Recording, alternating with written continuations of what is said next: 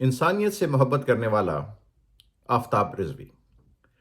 آفتاب رضوی صاحب کی شخصیت نہ تو کسی تعارف کی محتاج ہے اور نہ میری آئی پینسل میں اتنی استطاعت کہ ان کی ہمہ جہت شخصیت اور رتبے کا ادراک اور احاطہ کر سکے۔ مسئلہ لیکن یہ ہے کہ جامعہ NED کے فارغ التحصیل ہونے والوں کے بارے میں کوئی بھی کتاب شائع ہو اور اس میں آفتاب بھائی کا ذکر نہ ہو تو اور کوئی ناراض ہو نہ ہو، مادر علمی کو ناگوار ضرور گزرے گا۔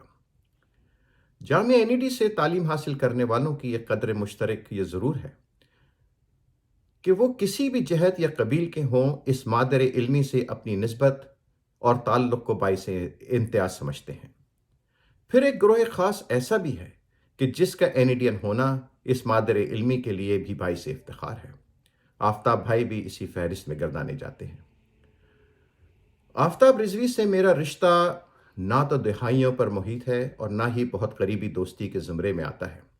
ان سے تعلق کو استعارہ دینے کے لیے شاید دوست کے بجائے مربی کا لفظ زیادہ مناسب ہے، لیکن پھر بھی ان سے ہر ملاقات اور گفتگو میں ایک خاص اپنائیت، خلوص اور شفقت محسوس ہوتی ہے۔ اللہ تعالیٰ نے بقول شخص سے ان کو چھپر پھاڑ کے نوازا ہے، اور شاید ان کی نوازشوں میں سب سے خاص تحفہ آفتاب صاحب کی یہ خاصیت ہے کہ ہر ملنے والا ہر ملاقات کے بعد اپنے آپ کو پہلے سے بہتر اور خاص سمجھنے لگتا ہے، اور شاید یہی ان کی عالمگیر مقبولیت اور ہر دل عزیزی کا راز ہے۔ یہاں یہ بتاتا چلوں کہ راولپنڈی دراصل راولپنڈ کی تانیث ہے۔ اس بات کا اگر مضمون سے کوئی تعلق ہے بھی تو محض اتفاقی ہے۔ راولپنڈی کی مشہور سوغاتوں میں سری پائے، نہاری اور وینا ملک شامل ہیں۔ اس شہر یا پنڈ کی ایک وجہ شہرت یہ بھی ہے کہ یہ آفتاب بھائی کی جائے پیدائش ہے۔ وینا ملک اور آفتاب رضوی میں یہ قدر مشترک بھی خیر جانے دیجیے۔ آفتاب رضوی کی شخصیت کو دیکھ کر یہ بالکل نہیں لگتا کہ یہ کبھی بچے بھی رہے ہوں گے۔ بہرحال یہ طلوع آفتاب 13 جولائی 1954 کا واقعہ ہے۔ جو لوگ آفتاب بھائی کو جانتے ہیں انہیں یہ معلوم کر کے ہرگز حیرت نہیں ہوگی کہ یہ لکھنؤ کے سید گھرانے کے چشم و چراغ ہیں۔ آفتاب بھائی کے والدین کے اسماء گرامی اخلاق حسین اور مہدی بیگم ہیں۔ کیا زیرک، فہیم اور دور اندیش بزرگ تھے کہ اپنے اکولے بیٹے کا نام آفتاب رکھا۔ گورنمنٹ اسکول ناظم آباد سے ابتدائی تعلیم اس زمانے میں حاصل کی جب ناظم آباد ادب اور فنون لطیفہ کا گہوارہ تھا۔ ابن انشا اور صادقین اسی ناظم آباد کے باسی تھے۔ تعلیم کے سفر میں اگلا قدم عبداللہ کالج میں رکھا، اور 2 ہی سال کے قلیل عرصے میں آفتاب بھائی نے عبداللہ کالج کی حیت ہی تبدیل کر دی۔ اس کے بعد کالج کو لڑکیوں کے لیے مختص کر کے وہاں لڑکوں کا داخلہ بالکل بند کر دیا گیا۔ بقول شاعر، پھر اس کے بعد چراغوں میں روشنی ہی نہ رہی۔ ہر راہ گزر پر داستان نقش کرنے والے سفر کی اگلی منزل نواب شاہ کے حبیب انسٹیٹیوٹ سے ہوتی ہوئی جامعہ NED ٹھہری۔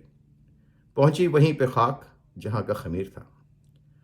ہم جب 1980-81 میں جامعہ NED پہنچے تو آفتاب بھائی کو فارغ التحصیل ہوئے کئی سال گزر چکے تھے، لیکن ادبی اور سیاسی حلقوں میں ان کے چرچے زبان زد عام تھے۔ آفتاب بھائی نے NED میں صرف 3 سال گزارے، لیکن ان 3 سالوں میں ہی انہوں نے سیاست، صحافت، تقاریر اور سب چیزوں پر اپنی مہر ثبت کر دی۔ جامعہ NED کی انجمن طلباء کے لٹریری اینڈ ڈیبیٹنگ سیکرٹری منتخب ہوئے اور ان گنت مباحثوں اور تقریری مقابلوں میں کامیابی حاصل کی۔ ان کی کارروائیوں کا دائرہ کار صرف NED تک محدود نہ تھا، بلکہ ان کے مضامین اور مکالمے جنگ اخبار، پاکستان ٹیلی ویژن اور ریڈیو پاکستان کو بھی زینت بخشتے رہے۔ یہی نہیں بلکہ ان تمام مصروفیات کے باوجود اس تمام عرصے میں آفتاب بھائی حصول معاش کے لیے پاکستان ریفائنری میں مستقل کام بھی کرتے رہے۔ یہ کہانی واقعی ایک خود ساختہ انسان کی کہانی ہے۔ کسی بھی انسان کے لیے جو صرف تھوڑی ہی ماورائی قوت رکھتا ہو، یہ تمام مصروفیات نبھانا تقریباً ناممکن ہی ہوگا۔ لیکن آفتاب بھائی بھی ایک الگ ہی قبیل اور معاش کے انسان ہیں۔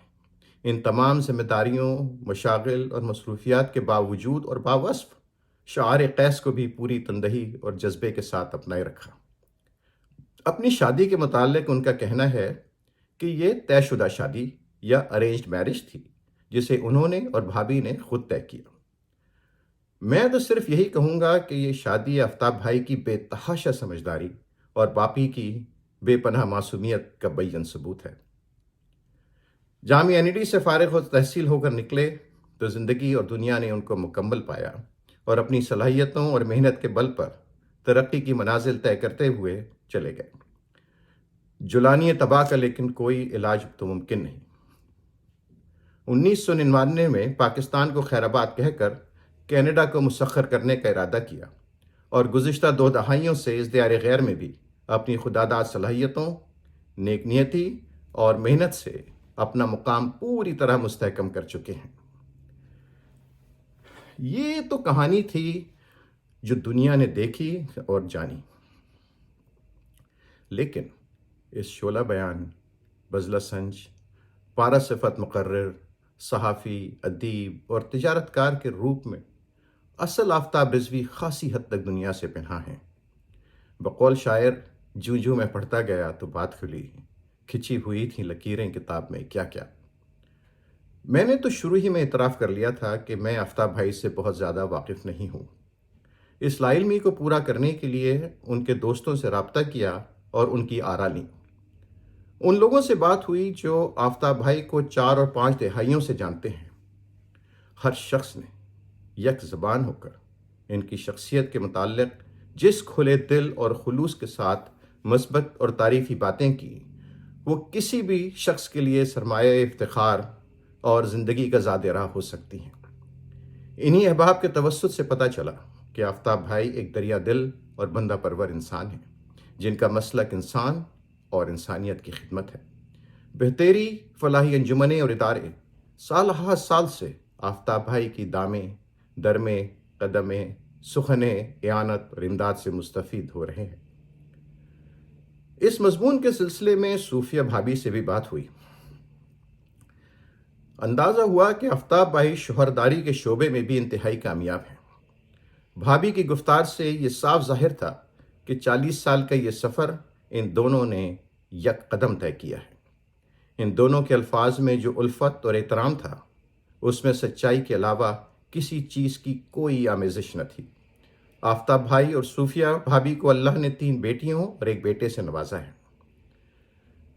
تجسس کے طور پر ان کی بڑی بیٹی فاطمہ سے بھی بات کی کہ دیکھیں، ایک ایسا انسان جو دنیا میں ہر شعبے میں لوگوں کی نظروں کا محور نظر آتا ہے، اس کے متعلق اس کے بچوں کی رائے کیا ہے اور والد کے روپ میں وہ کیسا دکھائی دیتا ہے۔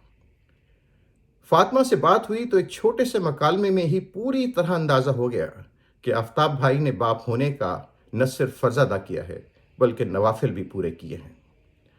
یوں تو ہر بچہ ہی اپنے والدین کو بہترین والدین سمجھتا ہے اور ان کی تعریف کرتا ہے، لیکن اس گفتگو میں جو محبت اور احترام لفظ بس پہ جھلک رہا تھا، اس کی بات ہی کچھ اور تھی۔ میں پہلی بار آفتاب رضوی سے ایک ادیب اور مقرر کی حیثیت سے متاثر ہوا، پھر ان کی شفقت، ملنساری اور دوست پروری دیکھنے کو ملی۔ اب جو کچھ ان کی پہچان ہونے لگی تو اندازہ ہوا کہ آفتاب بھائی کی سالہ سال پر محیط یہ داستان محض راولپنڈی، کراچی اور کینیڈا کا سفر نامہ نہیں، بلکہ یہ کہانی ہے دنیا اور تجربات کی بھٹی میں ایک انسان کے سونا بننے کی، اور پھر سونے سے کندن اور کندن سے پارس بننے کی۔ بہت بہت شکریہ۔